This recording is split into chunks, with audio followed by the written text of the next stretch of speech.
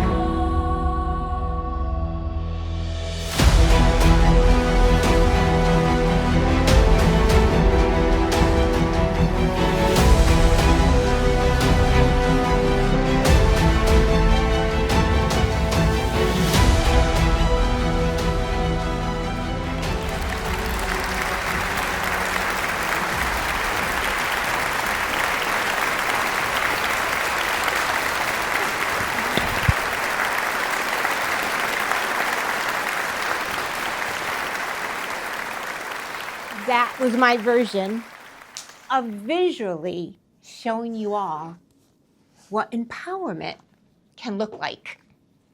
And by the way, if anybody ever has a chance to dress up like a superhero, I highly encourage it. It's a lot of fun. It's very empowering. So that's what I'm here to talk to you all about. How to live an empowered life.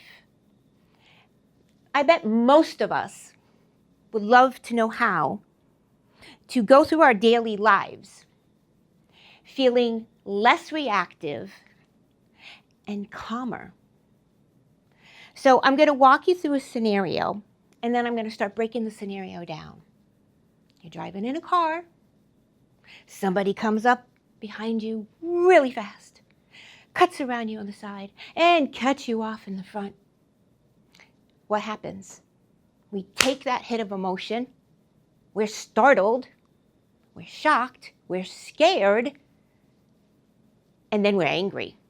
And I don't know about you, but we say a few choice words out loud to release some of that energy that got built up from that hit of an external situation that happened to us. So you have a choice at this point.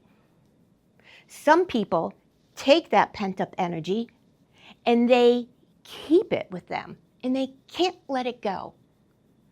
They show up at their job, they retell the story, they're relieving the energy. They go home, they retell the story, they're reliving the energy. And all of those emotions keep getting stirred up. You also have a second choice. Same exact situation. This is how I would handle it. Yes, I'm angry. Yes, I say a few choice words. Yes, I'm startled. But then after, as quickly as I can, I regroup. And the first thing I think about, which is the most important thing actually, thank you for keeping me safe. Thank you for keeping me safe. And then I use a statement that comes from the neutral zone, and I'll explain about that in a minute. And I say to myself, isn't that interesting? That guy cut me off. Isn't that interesting? And the reason why that's a powerful statement, isn't that interesting, is because it has no emotions. It's just a fact. After I say that, isn't that interesting, I then have a choice to let it go and to move on through the rest of my day. So emotions are not bad. All emotions are just emotions. They come and they go. It's our attachment to the emotions that get us in trouble. So something that I call externals are people, places, and things that are around you, and they will exist all day, every day. That's normal. However, everybody has a choice as far as how much do I let externals affect me. If something like the car incident happens or anything else happens, you will let that affect you for quite a while and elevate that emotion, and you keep retelling a story. Guess what? That's the very definition of disempowerment. Disempowerment is saying that people, places, things, and situations control my emotions. I'm powerless. That is the opposite of what the truth is.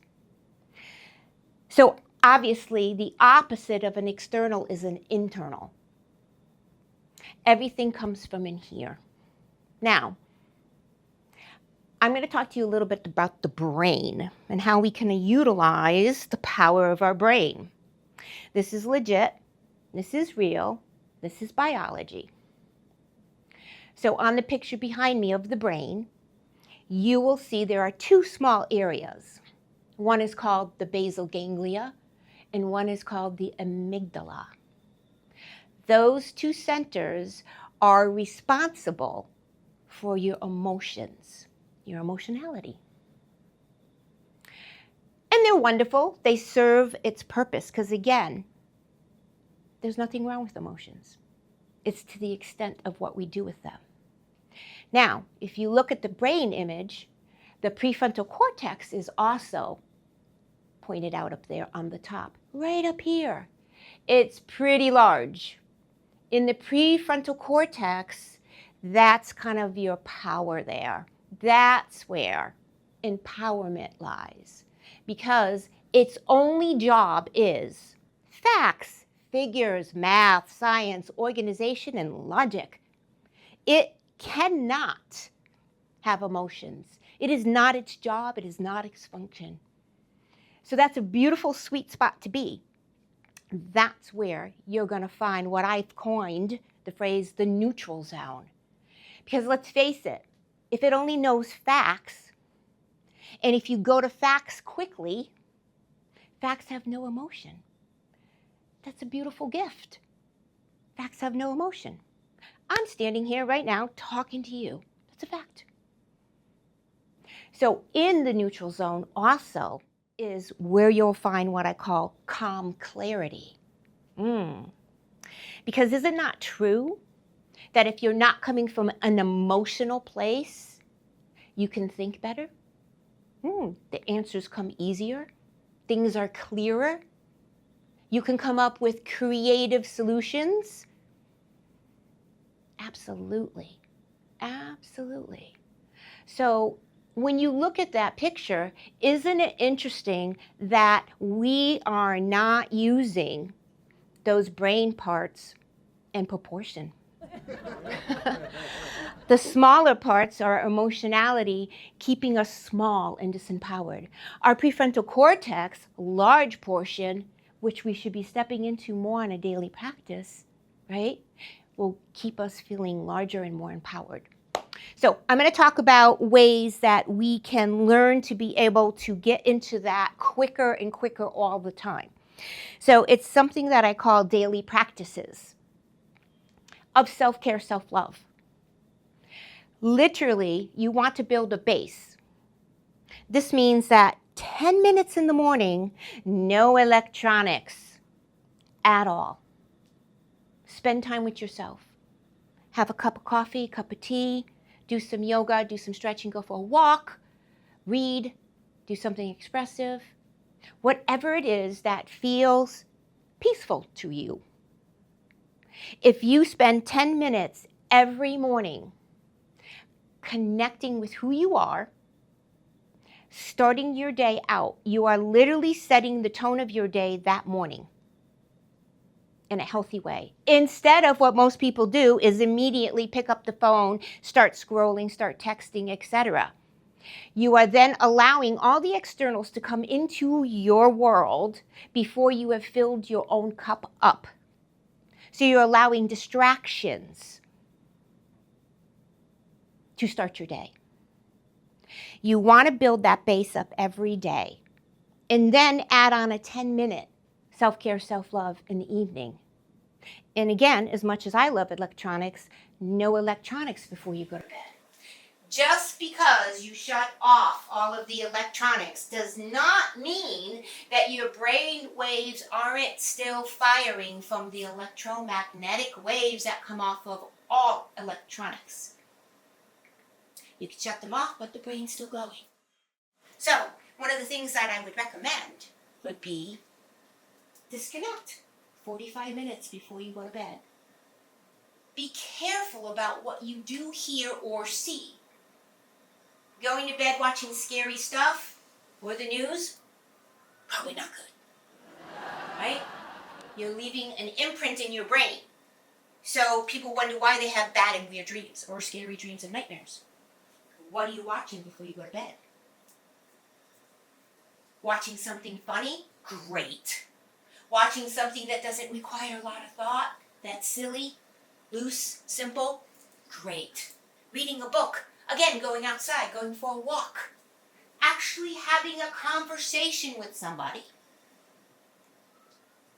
Those can be some of your practices for the evening. Now, we have to practice something with discipline for 30 full days before it actually goes into the brain and creates a new neural network to create a habit. That's why when we first learned to tie our shoes, right, it was so interesting. You make the little bunny ears, you have to say all these things. It has to be very visual, you go very slow. You do that for a little while, then all of a sudden you stop saying, I gotta make the bunny ears. Then all of a sudden you pick up your speed. And then all of a sudden you are tying your shoes subconsciously and quickly. That's the way a habit is created, by practice. So if you make an effort to give to yourself first before you give to the world, and then give to yourself before you go back to bed, you are going to see this beautiful daily base that is going to build up. And I liken that to a tree. The tree's strongest part is the roots. And the gift of the branches is it holds on to nothing. Storms can come and go. Seasons can come and go. Weathers can come and go. And it stays fully grounded. And that's what your base is going to be like. So that when an external happens, you won't be that rattled. You'll be able to turn quickly to the neutral zone. So I want to leave you with 3 key points.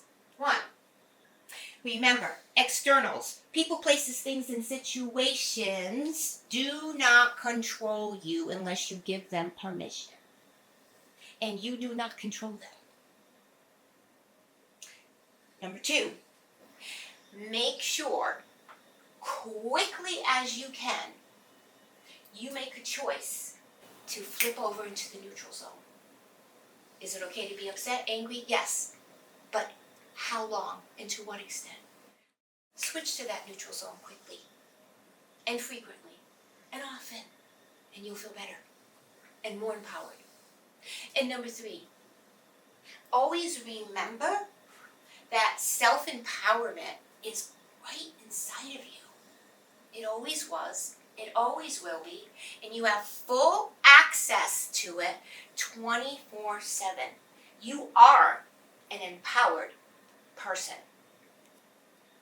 It's been my honor. Thank you very much.